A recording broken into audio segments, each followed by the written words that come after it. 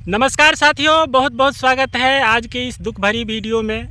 हम लोगों के पास तो अभी फ़िलहाल कोई काम नहीं है और हम लोग धान के खेत में बैठे हुए हैं और चेहरे की मायूसी हम तो अपना बयां भी करते हैं, लेकिन बहुत सारे ऐसे चेहरे हैं और बहुत सारे ऐसे आंसू हैं जो आपको नहीं दिखेंगे, लेकिन वो दर्द आप महसूस कर सकते हैं कि किस हिसाब की परेशानी एक लड़का या लड़की जो अभ्यर्थी झेलता है।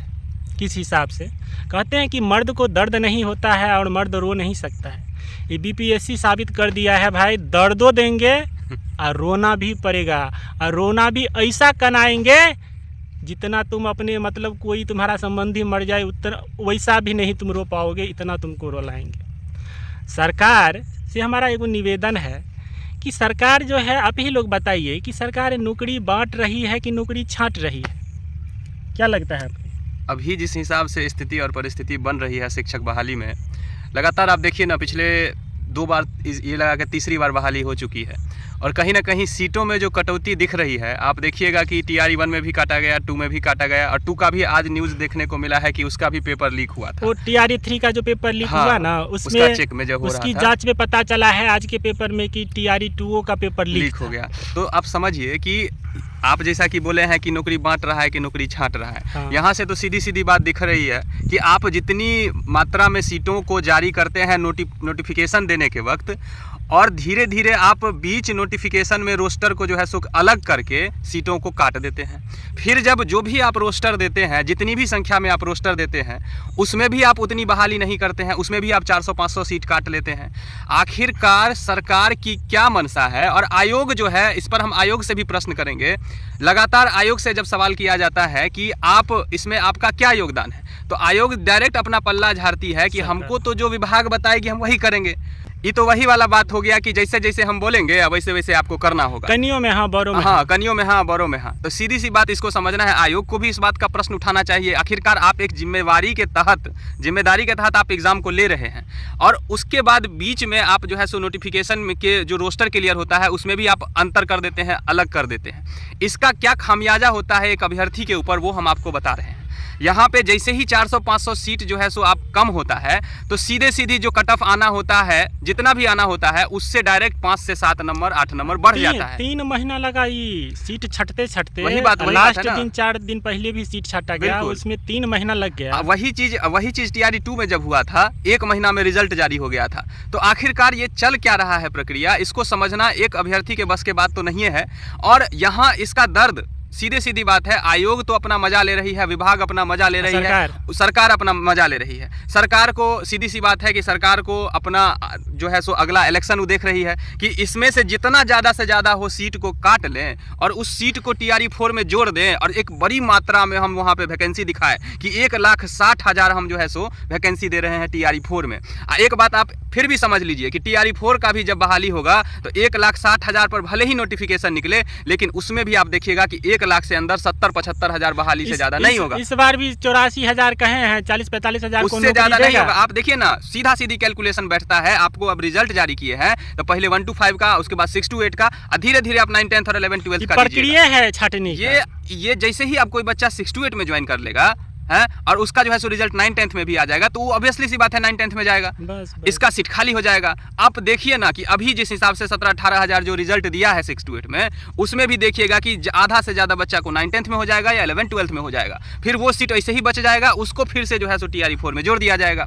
ये प्रक्रिया ऐसा है और इसका जो खामियाजा है वो यहाँ के विद्यार्थी भुगतता है, जिसको 1 नंबर 2 नंबर 3 नंबर से जो छूटता है, टाई ब्रेकर से जो छूटता है, उसका क्या दर्द होता होगा वो एक अभ्यर्थी ही समझ सकता है, और जिस पे बीतता है ना वही समझ सकता है। वही हम ये सवाल भी आपसे लेना चाहते थे कि 2 नंबर का दर्द आप क्या समझिएगा सुशासन बाबू, जिस पर बीतता है वही बता सकता है। कहीं 2 नंबर से आप छूटे हैं तो थोड़ा इस पर आप अपना बताइए। तो इसमें मतलब क्या ही बताएं। मेरे जैसे बहुत सारे ऐसे अभ्यर्थी होंगे जिनका 1 नंबर 2 नंबर या टाई ब्रेकर से या 3 नंबर से छूटा होगा। उनके ऊपर वो तो कहीं ना कहीं पहले से ही डरे रहते हैं। बुलडोजर चल गया। आप देखिए ना, सीधे नहीं बोलते हैं कि फर्श से सीधे आप अर्श पर आ गए। आप जो सपना देख रहे थे, जो आपने मेहनत किया था, इतने महीनों का मेहनत आपके साथ था, आप जितना, अब एक बात बताइए, जो 88 लाख के मान के चलिए या 92 लाख के जो अपना नौकरी ज्वाइन किया होगा, क्या 90 नंबर वाला है वो योग्य नहीं है? योग्य नहीं और है। आपके गलती के कारण आप जो चीजों को कर रहे हैं, जिस हिसाब से राजनीतिक खेल में विवाद में इसको फंसा दिए हैं इस बहाली को, उस चक्कर में उस विद्यार्थी का नहीं हो रहा है जिसका 1 या 2 नंबर से छूट रहा है। हम सीधी सी बात समझते हैं कि आप जितना हम पहले भी बोले हैं इस बात को, आप जितना पे नोटिफिकेशन निकालते हैं, आप जितना पे रोस्टर क्लियर करते हैं, पूरे सीटों पे बहाली क्यों नहीं करते हैं?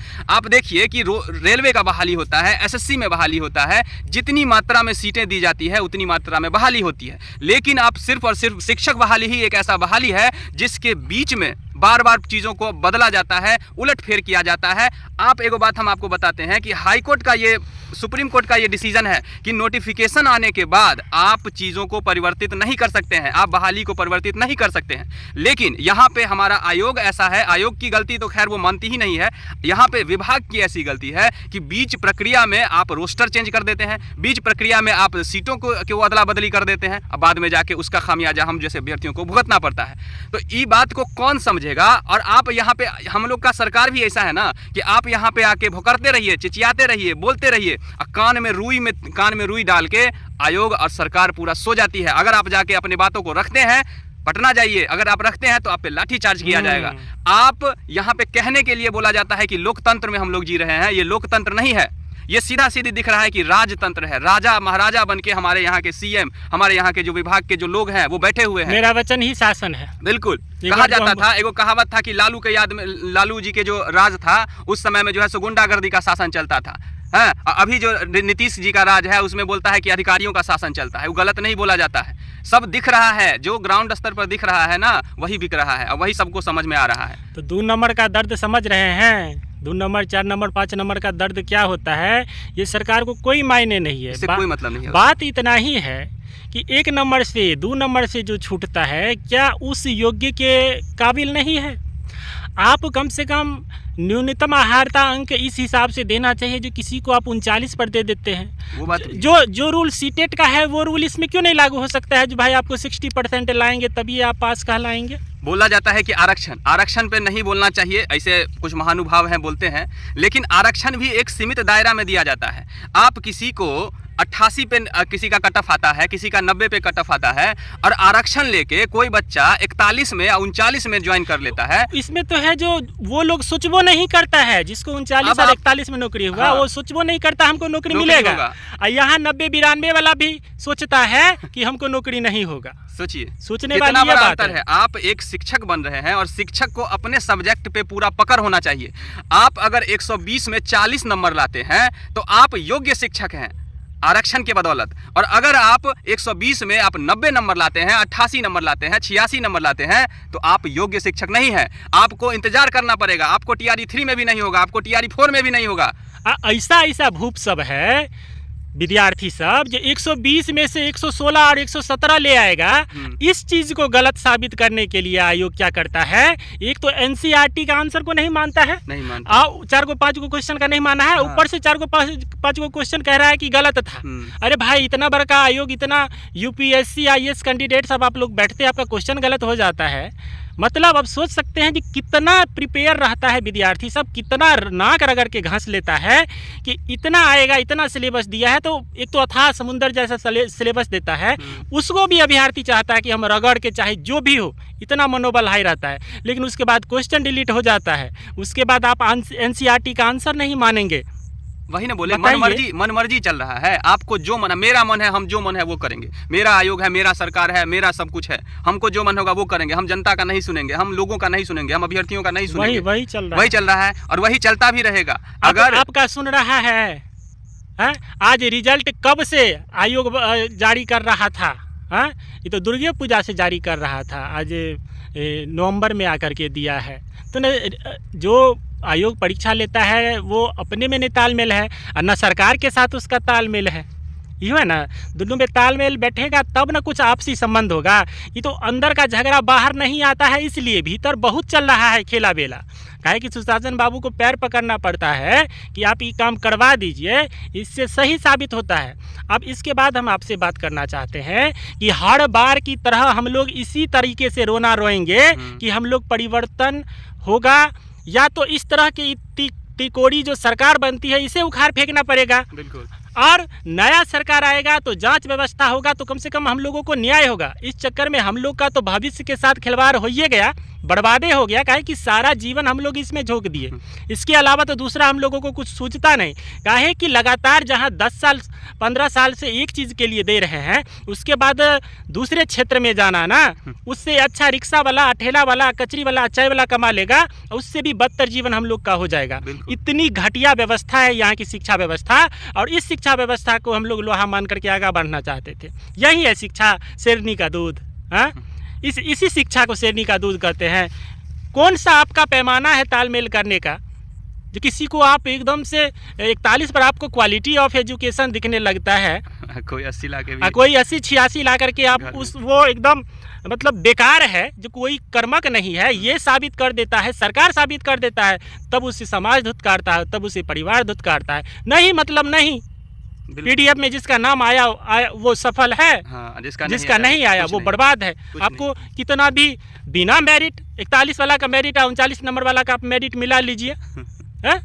तो ये सब जो है ना, ये सब शिक्षा व्यवस्था को पूरा का पूरा मजाक बनाए हुए हैं, और हम ही आप लोगों में से कुछ को इस सरकारी नौकरी का मोह त्यागना पड़ेगा। काहे कि हम लोगों के साथ जो हो रहा है, उसके बाद हमारे आने वाली जो जनरेशन है, अभी जो तैयार हो रहे हैं, लाखों विद्यार्थी बीएड सीटेट कर रहे हैं, उसके साथ बहुत बड़ा धोखा होने वाला है। बहुत सारे नए अभ्यर्थी हैं, आप लोग ये जान लीजिए, और इस चीज़ की लड़ाई के लिए आप लोग तैयार रहिए। इस गुमराह में नहीं रहिए कि सरकार आपको नौकरी पर नौकरी देते जा रहा है। आपको दिखाया कुछ जा रहा है, जिस तरीक़ा से हाथी का दांत रहता है, दिखाने का कुछ और खाने का कुछ, वही ये नौकरी है। तो आप लोग क्षमा करिएगा, काहे कि हम लोग आवेश में जब बह जाते हैं तब बहुत कुछ मुंह से निकल जाता है। हालांकि बहुत कुछ अपने बोली पर मर्यादा रखने का प्रयास करते हैं। आप लोग इस विषय पे क्या सोचते हैं, आप लोग अपना राय विचार ज़रूर रखिएगा। काहे कि जब तक इन चीज़ों को बढ़िया से उखाड़ के नहीं फेंकेंगे, शासन व्यवस्था नहीं बदलेगी, तब तक इसी प्रकार का काम चलता रहेगा। बिल्कुल। और जो लोग राज कर रहे हैं उसको खराब थोड़े लग रहा है, बैठल बैठल मलाई खा रहे हैं। जिसको नौकरी चाहिए वो पैसों दे करके नौकरी ले रहा है। आज का न्यूज़ तो आइए गया ना जी, TRE 2 लीक था। हाँ, कट ऑफ इतना जाता है, उसका चिंता छोड़ दीजिए, लीक को था। यदि लीक था और दर्जनों याचिका हाई कोर्ट में दर्ज है, सुप्रीम कोर्ट में दर्ज है, हम लोग का कोर्टों नहीं सुन रहे हैं। लेकिन हाँ, हम लोग विश्वास करते हैं, इसी उम्मीद से रहें, और TRE 4 की तैयारी करिए, लगिए, फिर इसी तरीके का प्रोसेस चलता रहेगा, समय बीतता रहेगा और सरकार चलता रहेगा। चलिए, बहुत बहुत धन्यवाद।